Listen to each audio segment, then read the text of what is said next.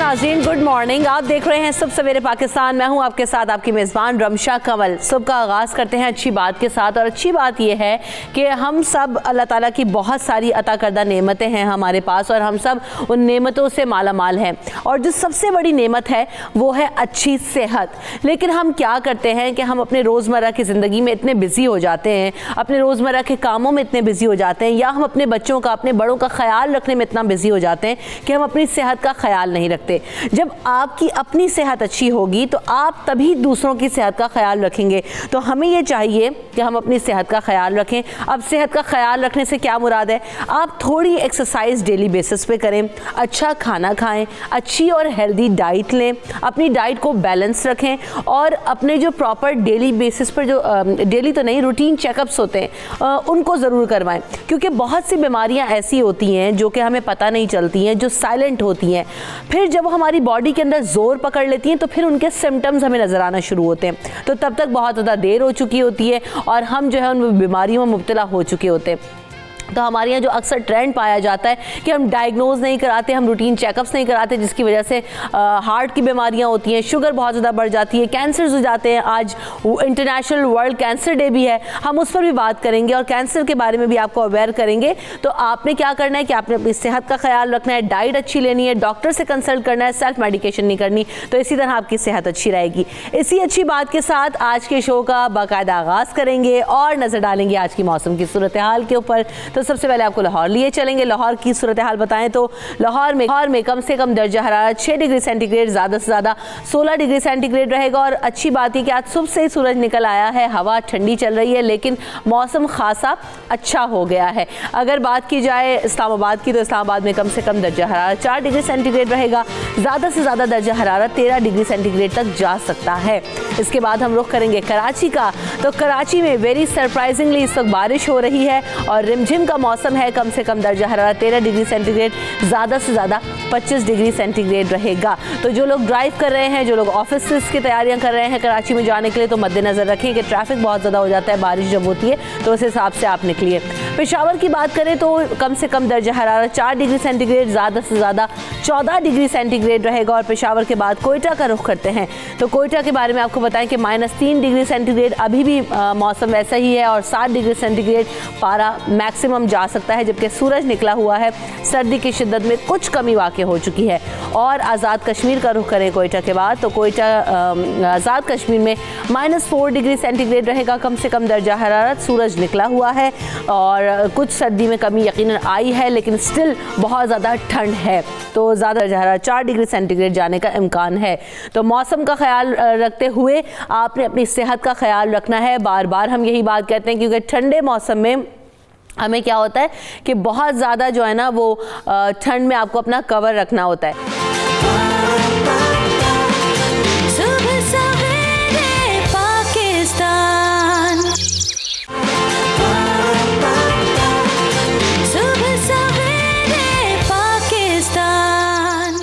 जहां हम पाकिस्तान के हीरोज़ की बात करते हैं, लेजेंड्स की बात करते हैं, तो बहुत सारे हीरोज़ ऐसे हैं जो कि अनसंग होते हैं, जिनका नाम हम देखते हैं कि वो अपना कंट्रीब्यूशन दे रहे होते हैं लेकिन नज़र नहीं आ रहे होते।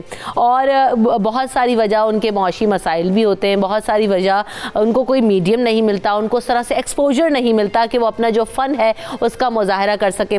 और सबसे बड़ा इशू तो यही होता है कि जनाब मौशी हालात जिसको देखते हुए, क्योंकि आपने अपना ब्रेड एंड बटर करना है, आपने अपने बच्चों को पालना है, तो बहुत सारी चीज़ें फिर माँ बाप की सेकेंडरी हो जाती हैं। तो आज हम आपकी एक मुलाकात एक ऐसे शख्स से करवा रहे हैं जो कि हमारे पाकिस्तान के हीरो हैं, मोहम्मद सलीम साहब।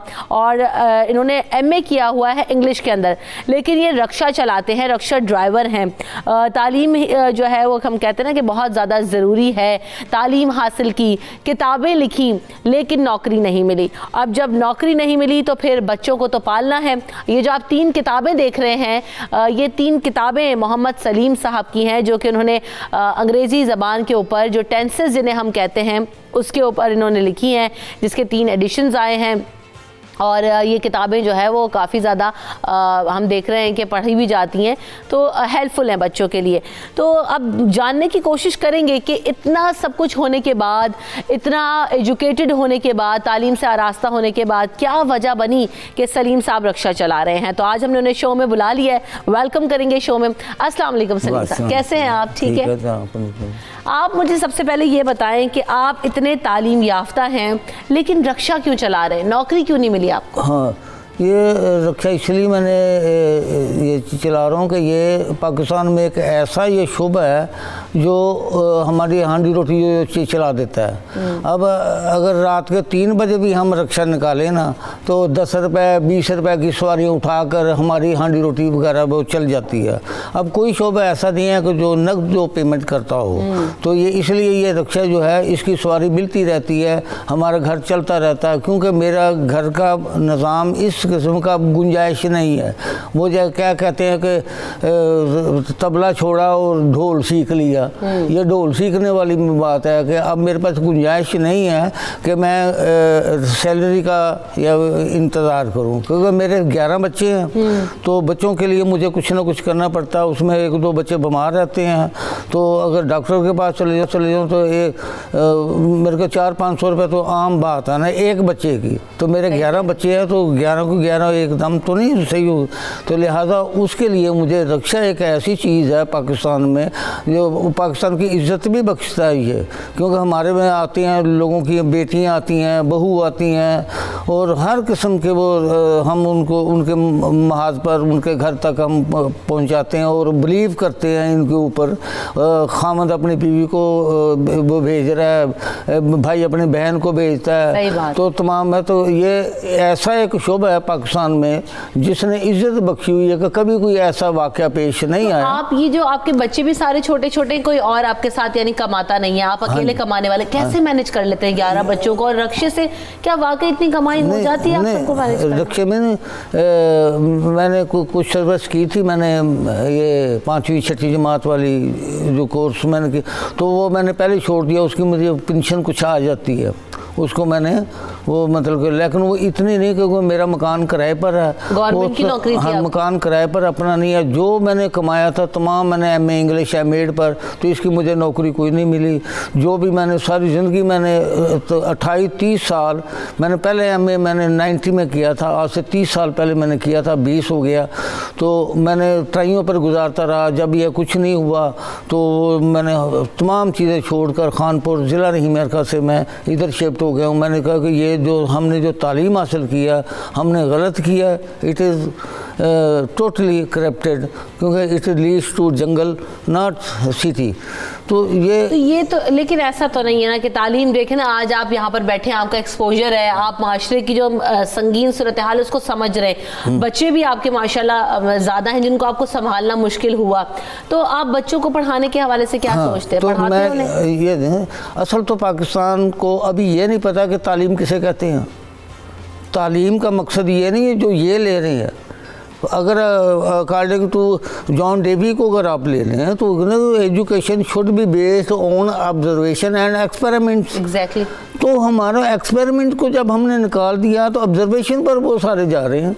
किसी को काम करने नहीं आता, बहर अब जाएँ किसी दुकान पर आप देखें काम कहाँ से उसने सीखा, दुकान से ही काम सीखा। अगर एक ने BSc करके वो निकलता है तो वो फाइनल लेकर फिर है, उसको नौकरी नहीं मिली, तो वो आखिर में क्या करेगा?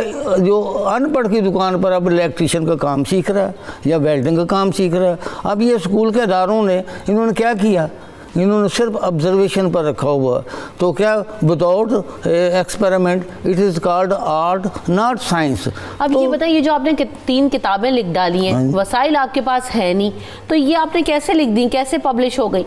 ये उर्दू बाज़ार वालों ने, एक तो मैंने जिसके ऊपर मेरे फ्रंट पर पोज है ना मेरा खुद फ़ोटो, वो तो मैंने अपने पास 2000 मैंने छपवाई थी, वो 20-25 हज़ार रुपये वो लग गया था। उसके बाद फिर उन्होंने ये छापी, इन्वेस्टमेंट उन्होंने किया, उन्होंने कहा था हम 5 रुपये आपको फ़ी किताब देंगे हम, लेकिन अभी तक वो पैसे तो नहीं मिले। 5 रुपये की हाँ जी, तो अभी तक तो नहीं उन्होंने कुछ दिए, वो बेच रहे हैं, दे रहे हैं। अब जो अगली जो छपेगी वो चाहे मुझे 500 छपवानी पड़े, मैं खुद ही अपनी छापूंगा। उन्होंने मुझे कुछ नहीं दिया इसके ऊपर, जो मैंने उसको लिख के दिया। अब मेरी ग्रामर भी आ रही है, पार्ट्स ऑफ स्पीच पर भी आएंगी, पोइट्री में 16 लाइन स्टैंजा में लिख रहा हूँ, तो 16 लाइन स्टैंजा अभी तक नहीं आया पाकिस्तान में। 14 लाइन स्टैंजा सॉन्ट्स जिसको कहते हैं, वो करें मैं इंशाल्लाह ताला वो भी मेरी पोइट्री आएगी, वो मैं इंग्लिश तक वो पढ़ाई जाएगी। अभी मैं इंग्लिश को यानी कि पढ़ा लेता हूँ, मैं कोई पढ़ने के लिए आए तो सही। सही कह रहे हैं, पढ़ने वाले तो हूँ, पढ़ाने को तैयार है। तो ट्यूशन सेंटर्स वगैरह इतने ज्यादा खुले हुए हैं, तो वहाँ पर भी आपने कभी बात नहीं की कि मुझे जाना पढ़ाना है, मैं पढ़ा सकता हूँ? खानपुर जिला मेर खान से जब मैं आया था ना, तो मैं इसलिए आया था कि वहाँ जाकर मैं किसी एकेडमी में ज्वाइन करूँगा, तो अपने बच्चों को मैं काम पर डालूंगा। वहाँ का कारोबार नहीं है बच्चों के बारे में, ना सीखने का है, कोई फैक्ट्री एरिया नहीं है, वो सारा ये रूरल एरिया है। तो वहाँ जो है सवाए ये काश्तकारी के और कोई काम नहीं है वहाँ। तो मैंने वो सारे हर चीज़ मैं छोड़कर ये लाहौर में है इसलिए आया था कि बच्चों को मैंने काम पर डालना। फिर मैंने बच्चों को काम पर डाला। पढ़ाएंगे नहीं आप? मैंने 8 जमातें पढ़े, वो तालीम नहीं है ना जिसको पढ़ाना। मैं वो बता रहा था कि भाई तालीम किसे कहते हैं। खुद पढ़ाते हैं आप उन्हें? अब लेकिन ज़िंदगी की भाग दौड़ में, या अगर हम बात करें नौकरियों के लिए, हो सकता है कि अगर आपके बच्चे पढ़ जाए तो उनमें से किसी को अच्छी नौकरी मिल जाए। अगर आप नहीं पढ़ाएंगे तो फिर डिग्री नहीं होगी। ये मुमकिन नहीं है। मैं अब बताता हूँ, एमए इंग्लिश एम.ए. को आम मेरिट नहीं है। सही है। तो अगर एमए इंग्लिश वाले को if gold is rusted what will become of iron, तो अगर गोल्ड को अगर रेस्ट वो मतलब कि उसको जंगाल लग जाए तो सोने को लग रहा है तो वो आयरन का क्या बनेगा? तो बच्चों को आप कैसे मैनेज करते हैं? कैसे वसाइल आपके जो है ना वो हो रहे हैं पूरे? अब बच्चों क्या को काम करते हैं बच्चे? हाँ जी, हाँ, बच्चे क्या काम करते हैं? अब ये एक बच्चा मेरा वो कार को काम सीख रहा है, कारों का ऑटोमोबाइल इंजीनियरिंग वो कर रहा है। एक बच्चा मेरा ये शीशे का काम कर रहा है, शीशे ये जो डेकोरेशन के शीशों का। एक जो है वो बाटा की दुकान पर वो सेलमैन से वो ये यतीम खाने में है। एक बच्चा जो है वो ये इचरा मेन बाज़ार में वो गारमेंट की दुकान पर वो काम सीखो, किसी की दुकान पर। तो सारे मैंने काम पर डाल दिए। वो इसलिए डाल दिए कि ये वो तालीम नहीं है, यानी कि education should be given technically not verbally. तो पाकिस्तान का निज़ाम है जो आप बता रहे हैं कि ये तालीम वो नहीं है। तालीम इनको तो ये नहीं पता कि तालीम किसे कहते हैं। तालीम ये नहीं कि साहब ज़बानी कलामी की बात होती है, जो हम काम सीखते हैं ये भी तालीम है। हुज़ूर सल्लल्लाहु अलैहि वसल्लम से जब ये पूछा गया कि अगर हम चीन तालीम के बारे में तो चीन जाना तो चाहे। तो देखिए ना, अब सलीम साहब आप बात बजा कर रहे हैं कि मसाइल हैं, नौकरी नहीं मिली जिसकी वजह से आप मायूस हो गए, लेकिन एक कहते हैं ना कि हमें ज़माने के साथ चलना है, हमें पीछे नहीं रहना।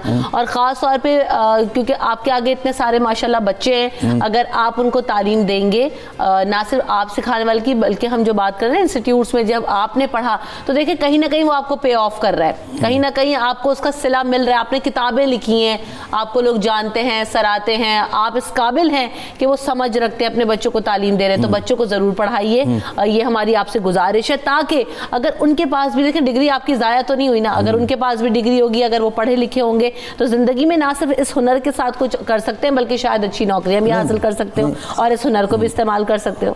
ठीक है, मैं बार बार यही कह रहा हूँ कि भाई तालीम से अब बच्चे हैं ना मेरे, उनको मैं अब वो पर्चे दे रहा है, ये जो भाई इम्तिहान आ रहा है ना, ये एक बच्ची और बच्चे को मैंने राज़ी कर लिया कि आप पढ़े। मैं उनके पीछे, अब वो कहते हैं अबू जी बात ये है कि हम एम.ए. इंग्लिश भी कर सकते हैं, हर चीज़ कर सकते हैं। फिर what will be become of नहीं, लेकिन आपने जो है ना उनको मोटिवेट करना है और उनको तालीम देनी है। आज आपने प्रॉमिस करना है कि आप उन्हें पढ़ाएंगे और आपने शो पे आके जो है वादा करना है कि आज हम उनको पढ़ाएंगे। हमारा वक्त यहाँ पे बहुत खत्म हो गया, लेकिन आपसे फिर मैं मुलाकात करूंगी, फिर पूछूंगी कि आपने बच्चों को पढ़ाया है कि नहीं पढ़ाया। ठीक है सलीम साहब, thank you for coming in this show. और बात यही है कि तालीम जो है वो एक ऐसी चीज़ है जो कि कभी भी रायगा नहीं जाती। मायूसी अपनी जगह, लेकिन चाहे हालात कैसे भी हों, आपके पास अगर हुनर है, आपके पास अगर तालीम है, तो आप उसका मुकाबला कर सकते हैं और ज़िंदगी में आगे बढ़ सकते हैं। आप ज़िंदगी में हार नहीं मानते, और हार जो मान जाते हैं वो बहुत पीछे रह जाते हैं। सलीम साहब को देखेंगे किस मोटिवेशन के साथ वो अपनी ज़िंदगी गुजार रहे हैं और अपने बच्चों को जो है ना वो पेट पाल रहे हैं।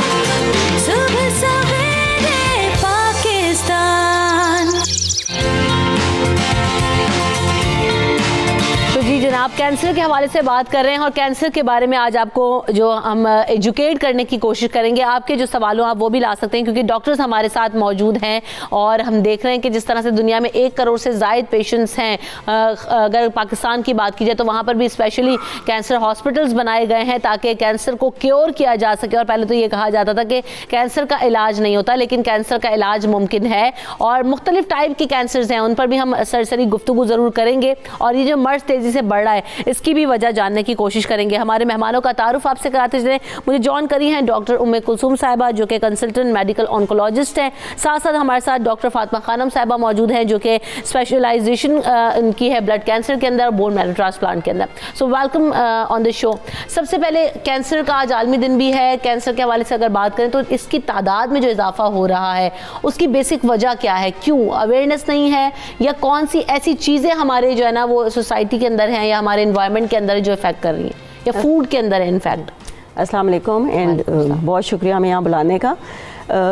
जो तादाद अब बढ़ रही है एक्चुअली मेरा ख्याल है उसके बहुत सारे रीज़न्स हैं, बहुत सारी वजूहात हैं और उनमें से एक वजह ये है कि लोगों में अवेयरनेस ज़्यादा आ रही है। अब अगर किसी के हाथ पे, टांग पे, पाँव पे कहीं कोई गिल्टी होती है तो वो ज़रूर जाते हैं डॉक्टर के पास और उसको चेक करवाते हैं और इस तरह से उन्हें पता चलता है। 2-3 दहाइयाँ पहले देखें तो ये चीज़ नहीं थी जी। इसके अलावा हमारे जेनेटिक मेकअप जो हमारे मौरूसी चीज़ें हैं अशिया उनकी वजह से, और फिर हमारे एनवायरमेंटल फैक्टर्स जिनमें रेडिएशन का होना, जिनमें खुराक का अच्छा ना होना, जिनमें कम हम लोग एक्टिविटी कम होना और मोटापा होना, ये मेन रीजंस हैं कि ये कैंसर्स बढ़ रहे हैं और ये ज़्यादा इनकी तादाद आ रही है। सही। अच्छा डॉक्टर फातिमा, क्या लगता है आपको कि कैंसर की जो तशखीस है या जो डायग्नोज हम कहते हैं वो आसानी से हो जाती है? अक्सर हम देख रहे होते हैं कि लास्ट स्टेजेस में जाके पता चल रहा होता है और फिर वो क्योरेबल नहीं होता, तो क्या आप कैंसर जो है वो लास्ट स्टेजेस पे भी उनका इलाज हो सकता है या मुश्किल होती है? जी बिल्कुल, मैं thank you so much for this invitation. Cancer की तशखीस बिल्कुल मुमकिन है अगर हमें इसकी अलामात पता हों, और इसकी अलामात में वेट रिडक्शन, वज़न का कम होना 3 महीने में, या आपका बुखार का चढ़ना और एंटीबायोटिक्स को रिस्पॉन्स ना करना। जिस तरह अगर मैं स्पेशली ब्लड कैंसर्स की बात करूँगी तो अगर आपको बुखार है पिछले 10 या 12 दिन से और वो एंटीबायोटिक्स को रिस्पॉन्स नहीं कर रहा, मसूड़ों से खून आ रहा है या जिस्म पे नीले धब्बे बन रहे हैं, या उसके अलावा अगर आपके वेट रिडक्शन है, मार्क्ड वेट रिडक्शन है, और नाइट स्वेट्स, रात को ठंडे पसीनों का आना, ये तमाम अलामात होती हैं ब्लड कैंसर्स की। और अगर हम इनको इन अलामात की बेस पे, और इसकी तशखीस कुछ मुश्किल नहीं है, एक हमारा सिंपल ब्लड टेस्ट है जिसको हम CBC कहते हैं, कंप्लीट ब्लड पिक्चर है, उस पे मोस्टली ब्लड कैंसर्स डायग्नोज किए जा सकते हैं। सही। तो ये बाकी जो दीगर कैंसर्स की बात करें उनको किस तरह से डायग्नोज कर सकते हैं? बात सारी ये है कि अगर आपको अपनी नॉर्मल लाइफ में या नॉर्मल आपकी बॉडी में कोई एबनॉर्मेलिटी लगे, कोई चीज़ ज़्यादा देर तक रह रही है, आपको 4 हफ्ते से ज़्यादा खांसी हो रही है, आप उसको लाइटली ना लें, अपने डॉक्टर के पास ज़रूर जाएं। मतलब वो हो सकता है निमोनिया हो, वो एक आम रेस्पिरेटरी इन्फेक्शन हो, वो TB हो, या वो कैंसर भी हो सकता है। आप सिर्फ खांसी पे कैंसर को नहीं लेबल कर सकते, उसके लिए डायग्नोसिस चाहिए, लेकिन उस अलामत को आप इग्नोर ना करें, उसे कमतर ना जानें। वेट लॉस हो रहा है, कहीं पे गिल्टी आ रही है, नाक कान मसूड़ों से खून आ रहा है, भूख नहीं लग रही, जॉन्डिस हो रहा है, यरकान हो रहा है, जो चीज़ देर तक जो अलामात आ रही हैं और ठीक नहीं हो रही रूटीन ट्रीटमेंट से, रूटीन इलाज से, उसके लिए आपको डॉक्टर के पास जाना चाहिए। वो आपको अप्रोप्रिएट उसकी मुताबिकत रखते हुए कोई ना कोई टेस्ट बताएंगे और वहाँ से फिर इसकी तशखीस का अमल होगा। सबसे मौलिक जो कैंसर होता है वो कौन सा होता है? कितने तरह के कैंसर्स हैं इस वक्त जो लोगों को हो रहे हैं, और ज़्यादा कौन सा हम देख रहे हैं कैंसर हो रहा है? देखिए, इसमें मौलिक कैंसर अकॉर्डिंग टू एज के हिसाब से, जिस तरह हम अगर ब्लड कैंसर की बात करते हैं, लंग्स की बात करते हैं, या रीनल कैंसर्स की बात करते हैं, गुर्दों का कैंसर है, फेफड़ों का कैंसर है, वो डिपेंड करते हैं कि पेशेंट की एज क्या है, क्योंकि पेशेंट की एज पे उसकी तशखीस होगी और जो उसकी प्रोग्नोसिस है, इलाज के बाद की जो हम लाइफ एक्सपेक्टेंसी बताएंगे वो बताएंगे। अदरवाइज़ तो अराउंड पाकिस्तान में जो most common cancer that is the lungs cancer, उसके बाद रीनल कैंसर है, उसके बाद हमारे प्रोस्टेट कैंसर हैं मेल्स के, ब्रेस्ट कैंसर फीमेल्स, और ब्लड कैंसर्स। क्या वजह है? मैं एक चीज़ ऐड करना चाहूँगी, मैं ये कहूँगी कि हर कैंसर मोहलिक है अगर आप उसका प्रॉपर ट्रीटमेंट नहीं लेंगे। अगर आप उसको घर पे बैठे रहेंगे, आप किसी डॉक्टर के पास नहीं जाएंगे, जो उसके लिए करना चाहिए सर्जरी, रेडिएशन, कीमोथेरेपी, अगर आप वो नहीं करवा रहे तो उसने मोहलिक ही साबित होना है। वो इवेंचुअली आखिरकार एक कैंसर को होने से लेकर लास्ट स्टेज तक पहुंचने में कितना टाइम लगता है? या हर कैंसर डिफरेंट है। जो ब्लड कैंसर है वो बहुत जल्दी फैलता है, ब्रेस्ट कैंसर्स हैं, कुछ कैंसर्स उसमें से ज़रा से स्लो होते हैं, कुछ ज़्यादा तेज़ होते हैं। तो जब तक उसकी डायग्नोसिस और उसके सामने ना आ जाए, आप ये नहीं कह सकते कि ये चंद माह में जाएगा या इसको महीने लग जाएंगे या सालों की बात है। जब रिपोर्ट सामने आती है और फिर उसके बाद जो स्टेज बनती है उसके हिसाब से हम बताते हैं जिन लोगों की लास्ट स्टेज पे पहुंच जाते हैं कैंसर, उनका इलाज मुमकिन है?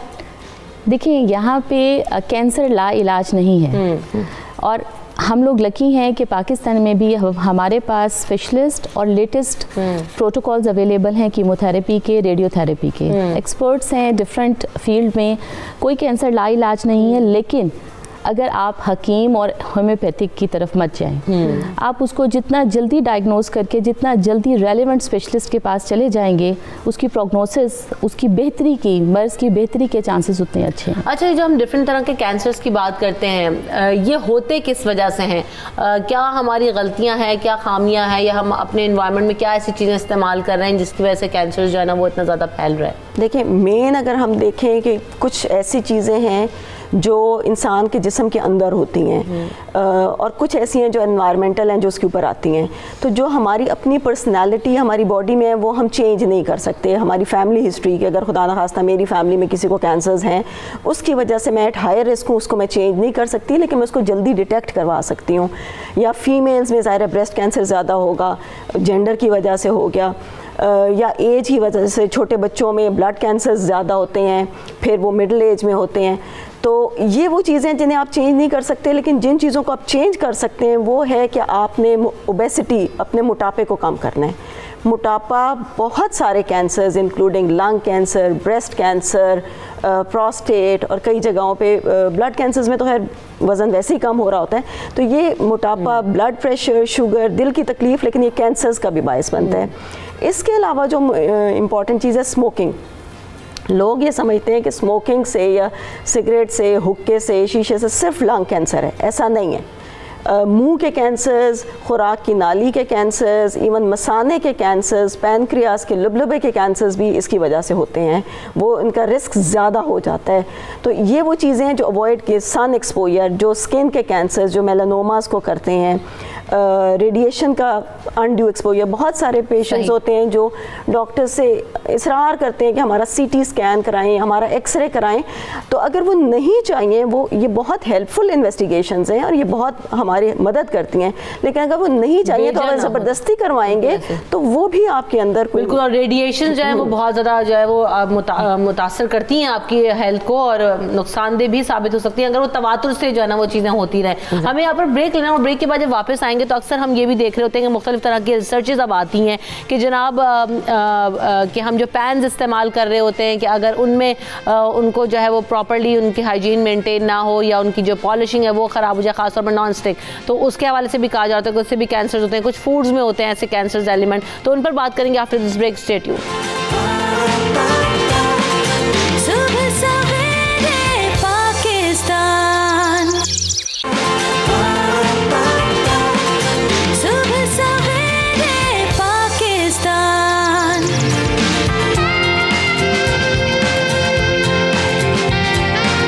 Welcome back. तो बात कर रहे हैं कैंसर्स के मुतालिक। तो सबसे पहले तो हमने अब ये जानना है कि कैंसर्स जो हम कहते हैं कि माइक्रोवेव में जो भी ज़्यादा प्रोसेस हम कर लेते हैं, फूड को गर्म करने में या ज़्यादा इस्तेमाल करते हैं, वो भी कॉज करते हैं। उसके अलावा नॉन स्टिक पैन्स जो हम डेली बेसिस पे इस्तेमाल कर रहे होते हैं, फूड जो प्रोसेस फूड्स होते हैं, इंडियन फूड्स, उससे होता है कैंसर।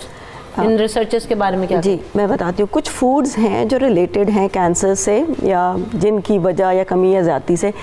हर वो खुराक जो कि वज़न को ज़्यादा करेगी वो और मोटापे का बायस बनेगी, उससे जो मोटापे से रिलेटेड कैंसर्स हैं, जैसे मैंने पहले बताया था कि ब्रेस्ट कम सबसे मेन है, तो वो होगा। इसलिए वज़न कम रखने वाली खुराक खानी चाहिए। दूसरा ये कि स्मोक्ड फ़िश, बहुत पिकल्ड या अचार या जो इस तरह वाली चीज़ें हैं, वो उन्होंने जापान में गैस्ट्रिक कैंसर यानी मैदे के कैंसर को इंक्रीज़ किया था, तो वो उससे रिलेटेड है और उसकी हमारे पास रिसर्च भी है। फिर जहाँ पे फाइबर की कमी हो डाइट में, बहुत ज़्यादा जूसेस या बहुत प्रोसेस्ड फूड खाया जाए और बहुत ज़्यादा कॉन्स्टिपेशन हो, तो वो कोलन कैंसर में भी उसकी वजह से हो सकता है। तो इनसे बचाव के लिए आपको फ्रेश फ्रूट्स, ताकि ज़्यादा फाइबर वाला फूड हो और आप लें और इनसे बचा जा सके ये चीज़ें। यहाँ पे जो आजकल कॉन्सेप्ट है प्रोसेस्ड फूड का and the increase use of fertilisers, हमारा जिस तरह आजकल केमिकल्स में आपकी वेजिटेबल्स हैं, आपकी क्रॉप्स हैं, उसमें केमिकल्स का यूज़ बहुत ज़्यादा हो गया है। मेरा ख्याल ये है कि that is the main cause of cancer. जो लेटेस्ट रिसर्च है, लेटेस्ट स्टडीज़ हैं, 30% of all kind of cancer उसकी वजह खुराक है। और खुराक में आपके प्रोसेस्ड फूड हैं, इसके अलावा टिन फूड्स हैं, केन फूड से अवॉइड करना चाहिए, प्लास्टिक की चीज़ों को अवॉइड करना चाहिए, माइक्रोवेव, जितना ज़्यादा फ्रेश और हेल्दी फूड। और डॉक्टर साहब ने यहाँ पे बहुत अच्छी बात की है फ़ाइबर की। आप अपनी डाइट में फ़ाइबर कैसे बढ़ा सकते हैं? डाइट में फ़ाइबर बढ़ाने का जो बेस्ट तरीका पाकिस्तान में अवेलेबल है, आप गंदम की रोटी खाएं, उसको बग़ैर छाने, बग़ैर छान बुरा निकाले, आप गंदम की रोटी खाएं। That is the main source of healthy fibre. जितने भी सीरियल्स अवेलेबल है मार्केट में, जितने भी ब्रांड ब्रेड्स अवेलेबल हैं, वो सब के सब बेसिकली फ़ाइबर है।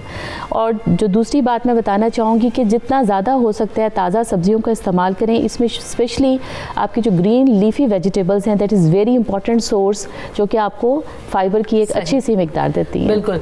तो कैंसर से बचने का हमने आज निकाला तरीका कि किस तरीके से बचा जा सकता है, किस हद तक। और दूसरी बात यह है कि आपने जब आपकी सेहत में, आप जैसे कि डॉक्टर्स ने भी बताया कि 4 हफ्ते से ज़्यादा आपको कोई एक भी अलामत ज़ाहिर हो रही है तो आप फौरी तौर पर जाएँ। बल्कि 4 हफ्ते भी इतना, अगर आपको इतनी प्रॉब्लम है, खांसी है, बुखार नहीं है, बुखार है, थकन फील हो रही है, लेथार्जिक है आप, तो आपको जाना चाहिए। आप वेट ना करें कि जनाब कोई बहुत ज़्यादा शदीद बीमारी हो जाएगी, एक्सट्रीम केस होगा तो जी हम डॉक्टर के पास जाएंगे वरना मैं ठीक हूँ, या सेल्फ मेडिकेशन कर रहे होते हैं, वो ना करें। आप डॉक्टर के पास जाएं, कंसल्ट करें, ताकि जिस तरह की भी बीमारी है उसको डायग्नोज किया जा सके और उसको एड्रेस किया जा सके। और कैंसर से बचने के लिए ख़ास तौर पर अच्छी डाइट लें, हेल्दी डाइट लें, अपने जो आसपास की चीज़ें हैं उनका ख्याल रखें, रेडिएशन से बचें। अपने दोनों डॉक्टर्स का बहुत बहुत शुक्रिया कि आप लोग यहाँ पर आए और हमारे जो व्यूअर्स हैं उनको खासा एजुकेट किया।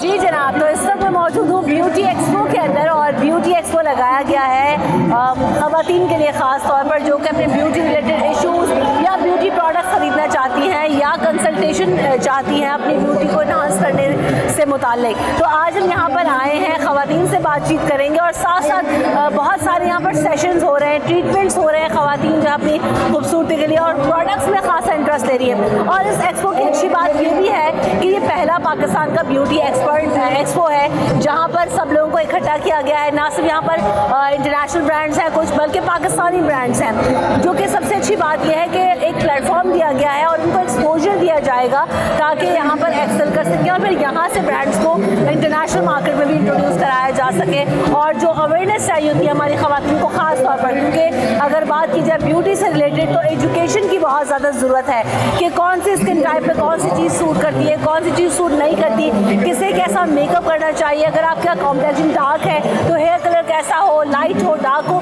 तो ये सारी यहाँ पर कंसल्टेशन दी जा रही है और सेशंस हो रहे हैं। तो हम भी चलेंगे ब्यूटी एक्सपो में और जानेंगे कि मुझे क्या टिप्स और ट्रिक्स मिलती हैं और ख़वातीन से बात करेंगे। So let's go. Ji ma'am, क्या नाम है आपका? अजरा। तो ये बताइए अभी आप क्या ले रही हैं? मसाज ले रही हैं? मसाज ले रही हूँ। कैसा लग रहा है आपको? बहुत ज़बरदस्त, बहुत ज़बरदस्त। और कौन कौन सी जगह पर आपने विजिट किया अभी विजिट कर रहे हैं, लेकिन मुझे ये स्टॉल सबसे अच्छा लगा है और मैं स्पेशली यहाँ पर आई हूँ। बाकी सब पे मुझे कहीं मज़ा नहीं आया। ये रिलैक्सिंग है? रिलैक्सेशन। कितने मिनट्स आपने अवेल किया है? अभी तो मेरा ख्याल है 5 मिनट्स होने वाले हैं। सही। तो आप जाती रहती हैं डिफरेंट एक्सपोज में, क्योंकि फर्स्ट ब्यूटी एक्सपो हो रहा है, क्या कहेंगी इसके बिल्कुल, बारे? बहुत अच्छा लगा। मेरे ख्याल से ये जो आपने दी है ना वैरायटी, ये सबसे ज़बरदस्त है। यानी कि यही इंसानी ज़रूरियात की सबसे बेस्ट चीज़ है। अस्सलाम वालेकुम। वालेकुम सलाम। क्या हाल है आपके? मैं बिल्कुल ठीक हूँ, आप कैसी हैं? मैं बिल्कुल ठीक हूँ। बात करनी है। कैसा लग रहा है ब्यूटी एक्सपो में आके? बहुत अच्छा लग रहा है, बहुत सारे डिफरेंट ब्रांड्स हैं और मतलब जो स्किन के लिए कॉन्शियस होते हैं, कुछ हर्बल यूज़ करते हैं, कुछ आजकल हाइड्रा पील वगैरह यूज़ करते हैं, केमिकल पील्स, तो यहाँ हर तरह की वैरायटी है। अच्छा, तो किनसे बात कर लेते हैं? I think so। आपकी तो स्किन वैसे इतनी प्यारी है, आपको क्या ज़रूरत है? Exactly। अच्छा ये बताएं आपने क्या क्या लिया है अभी तक? किन चीज़ों में आपको सबसे ज़्यादा मज़ा आ रहा है देखने में? अभी तो देखा है ऑब्वियसली स्किन के बारे में मैं ज़्यादा हूँ कॉन्शियस, तो आई थिंक सो मेरे लिए स्किन एंड ब्यूटी का जो है वो ज़्यादा इंपॉर्टेंस है। बिल्कुल ऐसे ही। अब देखें ना, क्योंकि हम देख रहे हैं कि इस तरह के ट्रीटमेंट्स आ गए, हर्बल ट्रीटमेंट्स हैं। अभी हम बात करते हैं स्किन पॉलिशिंग, स्किन पीलिंग की, तो ख़वातीन अपने स्किन पे बहुत ज़्यादा फोकस करती हैं। मेकअप के साथ साथ स्किन को हेल्दी जब आप रखते हैं तो नेचुरल ग्लो आता है, नेचुरल शाइन आता है, तो वो काफ़ी ज़्यादा लोग पसंद कर रहे होते हैं। अस्सलाम वालेकुम, कैसी हैं आप? मैं ठीक हूँ, आप कैसी हैं? आपको कैसा लग रहा है ब्यूटी एक्सपो में आके? बहुत अच्छा लग रहा है। अभी तक नहीं खरीदा, लेकिन विजिट किया। हर तरह का ब्रांड है, मेकअप है, हेयर है, स्किन है, तो बहुत कुछ जानने को मिल रहा है स्किन के बारे में। यहाँ चेक भी कर रहे हैं, स्किन को ट्रीट कर रहे हैं, तो बहुत मज़ा आ रहा है। अभी तक आपने कुछ सेशंस लिए हैं जहाँ पे ट्रीटमेंट्स वगैरह हो रहे हैं? बिल्कुल, मैंने विजिट किया है। अभी डॉक्टर्स आ रहे हैं और सारा कुछ है, तो दोबारा विजिट करेंगे इंशाल्लाह। सही।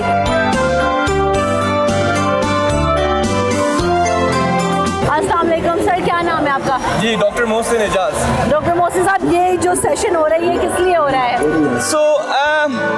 ये जो वाइब्रेशन मेरे है ख्याल से ना, नीचे आ जाए। हाँ, मेरे ख्याल से आराम से बात हो। आराम से बात होगी। जो वाइब्रेशन है ह्यूमन बॉडी में, वाइब्रेशन हम अभी तक उसको डिस्कवर कर रहे हैं। वाइब्रेशन हमारी बॉडी में हर सेंस के लिए अलग अलग नर्व्स हैं, वाइब्रेशन के लिए अलग नर्व्स हैं। वाइब्रेशन बहुत सारे काम करती है।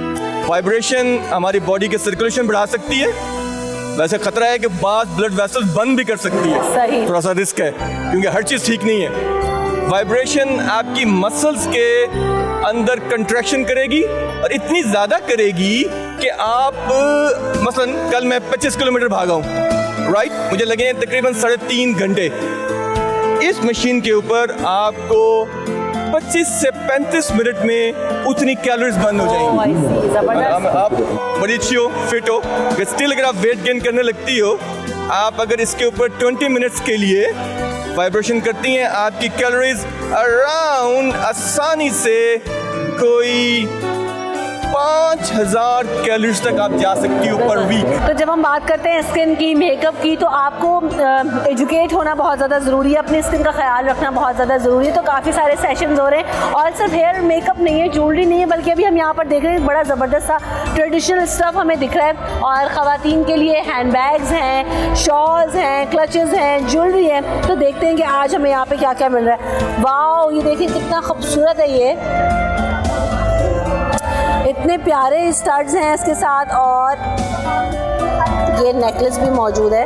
तो it is a very good jewellery और ये तो आजकल काफ़ी ज़्यादा फैशन में है, प्लेन ड्रेसेस के ऊपर, साड़ीज़ के ऊपर, तो ख़वातीन के लिए तो बड़ा ज़बरदस्त। जी अस्सलाम वालेकुम, कैसी हैं आप? क्या नाम है आपका? मेरा नाम हिना है। हिना, इतनी सारी चीज़ें आपके पास, क्या क्या है आपके स्टॉल में? इतनी कलरफुल ट्रेडिशनल शॉप है, रंगीन माशाल्लाह। ये देखिए, जैसे आपने देख ही लिया है, वेस्टकोट्स हैं, बैग्स हैं, क्लचेस हैं, इसके अलावा हैंडमेड काफ़ी चीज़ें हैं। आप आएँ, विजिट करें, लोगों को भी कहें कि आएँ, मज़ा आएगा, बड़े मज़ेदार चीज़ें। कैसा है ख़वातीन का? सबसे ज़्यादा अभी उनको तो पसंद क्या आ रहा है? स्टार्टिंग है और जो है वो सारा कुछ मिक्स एंड मैच, सभी कुछ अच्छा लग रहा है। सही। सभी अजरक प्रिंट में देख रही हूँ आपके पास खासा है, दिखाएंगी कुछ आप हमें अजरक प्रिंट पे? इस तरह से जो है जी। अच्छा, तो ये अजरक में जो है वो ये चीज़ बड़ी खूबसूरत एक जो है वो आई हुई है। और इसके अलावा ये देखिए, इस तरह ये शॉल्स हैं। वाओ, और ये है भी हैंडमेड है ना। अच्छा, ये सारी हैंडमेड है। स्टाइल है ये वाला भी, देखिए ये भी बड़ा खूबसूरत है। जबरदस्त। तो ये खासा कलरफुल जो है स्टफ आपको इस वक्त मिल रहा है, ख़वातीन पसंद कर रही हैं? हाँ जी, ख़वातीन भी, लड़कियाँ भी। सुबह से जो है वो काफ़ी रश है, तो बकाया जो लोग घर में बैठे हुए हैं वो लोग भी आएँ, देखें, बड़ी मज़ेदार चीज़ें हैं, आपको अच्छा लगेगा सारा कुछ। सही, थैंक यू सो मच। आपके पास क्या क्या चीज़ें आपके स्टॉल में इस वक्त? मेरे पास जो है ये भावलपुरी कपड़े हैं, भावलपुरी दुपट्टे हैं, ये भावलपुरी जो है जयकार्ड है। इसके अलावा जो है मैं ब्लॉक प्रिंट में डील करती हूँ। हाँ, मैं ब्लॉक प्रिंट में खुद डिज़ाइन करवाती हूँ, तो ये खुद उसमें प्रिंट करवा के उसके ऊपर मैं एम्ब्रॉयडरी वगैरह करवाती हूँ। तो कैसा रिस्पांस आपको मिल रहा है ब्यूटी एक्सपो में? यहाँ पर ख़वातीन ले रही हैं आपसे, चीज़ें पसंद आ रही हैं उनको? हाँ माशाल्लाह, अच्छा है, अच्छा है। इससे पहले आप कहीं गई हैं इस तरह से स्टॉल्स वगैरह आपने लगाए हो एक्सपो में? आपने हाँ, पार्टिसिपेट बिल्कुल, किया? हम लोग लगाते रहते, रेगुलर लगते रहते। अभी इससे पहले हम लोगों का एम्पोरियम में था, तो अब ये उसके बाद यहाँ पे है। सही। तो कितने अरसे से आप कर रही हैं ये काम? मुझे तकरीबन 2 साल हो गए ये करते हुए। तो महज शौक के थ्रू इसलिए स्टार्ट किया था या क्या मोटिवेशन थी आपको? बिल्कुल, मैंने शौक से ही स्टार्ट किया था। तो मैंने डिज़ाइनर का किया था डिप्लोमा, तो फिर उसके बाद मैंने इसमें फील्ड में मैं आई थी कि मैंने इसमें ये काम करना शुरू किया था। सही सही। तो ज़बरदस्त बात यह है कि यहाँ पर हम जो देख रहे हैं ज़्यादातर ख़वातीन के अपने इंडिपेंडेंट स्टॉल्स हैं और ख़वातीन जो एफर्ट्स करती रहती हैं घर में बैठते हुए भी, फिर जब उनको मौका मिलता है यहाँ पर एग्जीबिशन होते हैं तो वो आती हैं, अपने स्टॉल्स लगाती हैं। तो सादिया ये बताइएगा कि कैसा लग रहा है ब्यूटी एक्सपो और ओवरऑल ख़वातीन क्योंकि जो है ना मेकअप की बड़ी शौकीन होती हैं, तो अभी आपने कुछ परचेजिंग की है, पसंद आ रहा है आपको ब्यूटी एक्सपो में? एक तो ये सबसे पहले मैं मुबारकबाद देना चाहती हूँ कि ये फर्स्ट ब्यूटी एक्सपो है इस टाइम। इससे पहले ये ट्रेंड नहीं था। मैं समझती हूँ ये बहुत ही एक अच्छा मीडियम है, जो नई आपकी कंपनीज लॉन्च हो रही हैं, इनको इनकरेज करने के लिए बिजनेस अपॉर्चुनिटीज़ हैं। और ख़वातीन तो आपको पता है मेकअप की दिलदादा होती हैं, मेकअप के बगैर तो हमारी ज़िंदगी अधूरी है। तो यहाँ हर रेंज का, हर किस्म की ब्रांड अवेलेबल है, तो बहुत इंटरेस्टिंग है और बहुत अच्छा लग रहा है। लेकिन ख़वातीन का एक बहुत बड़ा शिकवा ये है कि पीटीआई की हुकूमत आने के बाद मेकअप के दाम तो आपने दुगने कर दिए, तो ख़वातीन के तो मुश्किल कर दिया। बाहर वाले मेकअप जो बाहर से महंगे मेकअप है, जो महंगे अफोर्ड कर सकते हैं उन्हीं के दाम किए, जो लोकल मेकअप है उसके दाम ऊंचे नहीं किए। हम चाहते हैं पाकिस्तानी चीज़ों को प्रमोट किया जाए, तो आप अपनी पाकिस्तानी मेकअप खरीदें। हम दुनिया में किसी से भी पीछे नहीं हैं, बहुत आगे हैं। आप क्या कहेंगी कि हम जब पाकिस्तानी मैन्युफैक्चरर्स या ब्रांड्स की बात करते हैं, तो अब क्योंकि इतनी ज़्यादा नई नई ब्रांड्स आ रही हैं, इंटरनेशनल मार्केट के अकॉर्डिंग है, हम स्टैंड कर सकते हैं मार्केट? बिल्कुल। मैं अभी दुबई से आई हूँ, कोई 1.5 हफ्ता हुआ है। वहाँ वो थोड़ा और ये सारा, मैं अब नाम नहीं लूँगी, सारे डिफरेंट ब्रांड्स, और मुझे लग नहीं रहा कि मैं पाकिस्तान में हूँ। इतना अच्छा अरेंजमेंट है और इतनी अच्छी सारी डिस्प्ले भी है, और I think Pakistani products won't be less then in the world, because हम बेस्ट टेक्सटाइल्स में हम बेस्ट हैं, होम टेक्सटाइल में बेस्ट हैं, एक्सपोर्ट हम इतना अच्छा करते हैं।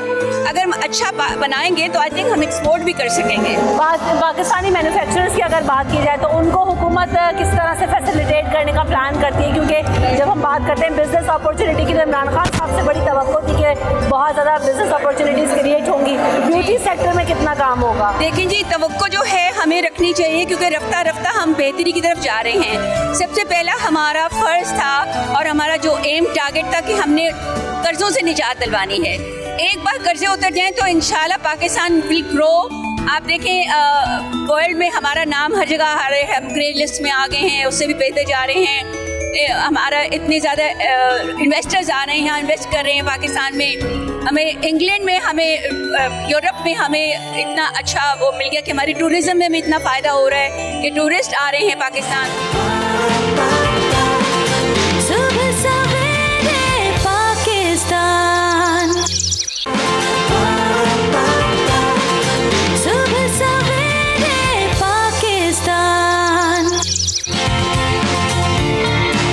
तो खास से फेशियल्स जो हैं वो मार्केट में अवेलेबल हैं, जो कि ऑलरेडी हो रहे हैं और जिससे जो है ना लोग खास से फैसिलिटेट हो रहे हैं, ख़वातीन ख़ास तौर पर। लेकिन साथ साथ आज हम आपको बताएंगे लिक्विड नाइट्रोजन फ्रोजन फेशियल के बारे में, वो क्या है और ये कौन सी नई चीज़ है, इसके बारे में भी बात करेंगे। साथ साथ जो मेहमान हमारे साथ मौजूद हैं उनका तारुफ कराते चले। मुझे सबा नासिर ज्वाइन कर रही हैं जो कि मेकअप आर्टिस्ट हैं और लाहौर से उनका ताल्लुक है, स्टूडियो और जो है उनका सलून वो भी रन करती हैं, तो उनसे भी फेशियल्स पे बात करेंगे। साथ साथ मेरे साथ डॉक्टर फजीला अब्बासी साहबा मौजूद हैं जो कि डर्मेटोलॉजिस्ट हैं, इस्लामाबाद स्टूडियो से ज्वाइन कर रही हैं हमें। 10 साल से ज़्यादा उनका तजुर्बा है कॉस्मेटिक्स के हवाले से, जो है ना इंटरनेशनल मार्केट में खासा काम कर चुकी हैं और डॉक्टरेट इन मेडिसिन हैं किंग कॉलेज लंदन से। So welcome to the show doctor Fazila, कैसी हैं आप? ठीक है, I am very well, thank you Ramsha, thank you so much for the wonderful introduction. आप कैसी हैं? अल्हम्दुलिल्लाह बिल्कुल ठीक ठाक। सबा आप कैसी हैं? आप ठीक है? ठीक हूँ अल्हम्दुलिल्लाह। काफ़ी दिनों के बाद आपसे मुलाकात हो रही है। सो डॉक्टर फजीला, सबसे पहले तो हम ये बात करेंगे, जो हम डिफरेंट तरह के फेशियल्स की बात करते हैं और ये स्किन टाइप पे कितना मैटर करते हैं, क्योंकि हमने देखा normal facial, herbal facial, whitening facial और तरह तरह के हाइड्रोजन फेशियल्स आ गए, एक्वा फेशियल्स हैं, तो ये किस तरह के स्किन टाइप के लिए किस तरह जो है ना वो चूज़ कर सकती हैं ख़वातीन? आई थिंक रमशा, सबसे पहले इम्पॉर्टेंट चीज़ ये है कि हम ये समझने की कोशिश करें कि फेशियल्स हमारी लाइफस्टाइल का एक हिस्सा होना चाहिए। जैसे हम एक्सरसाइज करते हैं, हमें एक्सरसाइज करनी चाहिए, टाइम पे सोना चाहिए, अच्छा खाना चाहिए, वैसे ही हमें अपने फेस से रिलेटेड जो हम केयर करते हैं, चाहे वो किसी क्लिनिक में की जाए, किसी मेड स्पा में की जाए या फिर आप अपने घर में करें, that is called a facial. उसके अंदर आपके फेशियल से भी, क्योंकि फेशियल का आई थिंक जो हम मतलब ले रहे हैं वो ये कि जो चीज़ आप या तो सैलून में जाके कराएं या किसी क्लिनिक में या मेड स्पा में, मैं ये समझती हूँ कि हमें उन फेशियल्स के बारे में भी बात करनी चाहिए जो लोग अपने घर में करते हैं। और इसके बहुत सारे एग्जांपल्स आपने शायद खुद अपनी बात में दे दिए कि हर्बल फेशियल जो घर में लड़कियाँ कोई टीवी के प्रोग्राम्स देख के अपने मुंह पे ट्राई करती हैं। तो सबसे पहले तो लेट मी टेल यू कि there is nothing as a safe facial। आपको समझना पड़ेगा कि ये चीज़ मेरे लिए सेफ है कि नहीं, क्योंकि एक इंसान के लिए अगर एक हर्बल फेशियल सेफ है, हो सकता है मेरी स्किन पे इरिटेशन कर दे। तो इसका मतलब है कि सबसे पहले आपको किसके पास जाना चाहिए? उस चीज़ के स्पेशलिस्ट के पास। और वो कौन है? स्किन का डॉक्टर। ऑब्वियसली वो आपको समझाएगा कि आपके लिए क्या चीज़ अच्छी है और क्या चीज़ अच्छी नहीं है। तो आपके स्किन टाइप के लिए क्या चीज़ अच्छी है, एक डॉक्टर के पास जाइए, उससे डिस्कस कीजिए और फिर अपना फेशियल प्लान बनाइए, जो कि मेरे नज़दीक ideally I think under medical supervision होना चाहिए। माजरत के साथ मुझे नहीं पता कि स्टूडियो में इस वक्त कौन लोग बैठे, लेकिन आई एम श्योर कि अब सब लोग सेंसिबल तरीके से इस चीज़ को अप्रोच करते हैं, बिकॉज़ इट्स अ लाइफस्टाइल। अब जब हम बात ये करते हैं सबा, जब हम बात ये करते हैं कि फेशियल्स वगैरह हम कराएं, तो कितने के बाद जो है ना वो करवाना चाहिए? कि कुछ लोग होते हैं 10-10, 15-15 दिन के बाद भी करवा लेते हैं, और जो है स्किन टाइप कितनी मैटर करती है फेशियल्स के लिए और टाइम कितना मैटर करता है? रमशा, इस तरह से है कि स्किन टाइप तो बहुत ज़्यादा मैटर करती है। जैसे कि अगर आपकी थोड़ी सेंसिटिव स्किन है तो आप उसको बहुत ज़्यादा एक्सफोलिएट नहीं कर सकते। वैसे तो हमारे जो स्टेप्स हैं हमारी स्किन केयर के, वो यही है कि हमने डेली उसको एक्सफोलिएट करना है, उसको क्लेंजिंग करनी है, उसकी टॉनिंग करनी है। लेकिन उसमें भी हम यही कहते हैं कि आप एक्सफोलिएट वीक में 2 टाइम्स कर लें अगर आपकी सेंसिटिव नहीं है तो सॉरी। और अगर आपकी बहुत ज़्यादा सेंसिटिव है तो फिर आप थोड़ा अवॉइड ही करें। अब वही जैसे डॉक्टर साहब ने बताया कि हर्बल फेशियल्स हैं जो कि हर एक को सूट नहीं करते, हमें अपनी स्किन टाइप देखनी बहुत ज़रूरी होती है। जैसे सपोज़ मेरी स्किन है, उस पर हनी सूट नहीं करता, कुछ स्किन हैं उस पर लेमन सूट नहीं करता। तो ये सब कुछ आपने पहले टेस्ट करना होता है कि हमें कौन सा प्रोडक्ट है जो कि हमें इरिटेट नहीं कर रहा। सेकेंडली ये है कि ड्यूरेशन कितना होना चाहिए आपके लाइफस्टाइल पे बहुत मैटर करता है कि आपका क्या लाइफस्टाइल है। जैसे अगर आप बहुत ज़्यादा मेकअप कर रहे हैं तो फिर क्लेंजिंग और एक्सफोलिएशन आपकी ज़रूर होनी चाहिए। एक्सफोलिएशन वीक में ज़रूर 3 टाइम्स आपकी होनी चाहिए। सही है। ये डिपेंड करता है ना कि हमारा किस तरह से हम मेकअप को कैरी कर रहे हैं, हर वक्त लगा रहे हैं या किस तरह कर रहे हैं। तो ये सब चीज़ें बहुत मैटर करती है हर एक स्किन टाइप के वो किस तरह से कर सकते हैं? स्क्रबिंग वगैरह कर लें? स्क्रबिंग आप घर में भी स्क्रब्स बहुत अच्छे हर्बल बना सकते हैं। जैसे मैं बहुत ज़्यादा अपने क्लाइंट्स को अक्सर एक चीज़ बताती हूँ कि आलमंड्स आप लोग ले लें और उनको आप ग्राइंड करके रख लें अपने घर में या किसी भी जार में, आप वॉशरूम में ही रख लें उन्हें। सही है। आपने जब भी नहाना है या जब भी आप वॉशरूम जा रहे हैं, आप उसको 2 स्कूप्स आप वो लें आलमंड के, उसके अंदर आप अपना मिल्क डालें, उसमें आप थोड़ा सा नींबू आप उसमें ऐड करें और एक बहुत अच्छा स्क्रब बन जाता है। इससे स्किन बहुत सॉफ्ट हो जाती है। अगर आपने इसको और भी इफेक्टिव करना है तो आप इसमें कोकोनट मिल्क ऐड कर सकते हैं। हनी अगर आपको सूट करता है तो आप वो ऐड कर सकते हैं। ये बहुत छोटे छोटे से टिप्स होते हैं जो कि औरतें घर में बहुत ईजीली कर सकती हैं। अच्छा डॉक्टर फजीला, एक तो ये बड़ी बात होती है कि जब आप ज़्यादा तवातुर से फेशियल्स ले रहे होते हैं तो या रेगुलर बेसिस पे ले रहे होते हैं तो स्किन जो है वो आपकी लटक जाती है। तो इज़ दैट ट्रू? क्या ऐसा होता है या जो ना वो कहते हैं ना कि प्रोसीजर मैटर करता है कि हैंड मूवमेंट्स क्या हैं, आप मसाज किस तरह से कर रहे हैं अपनी स्किन के ऊपर?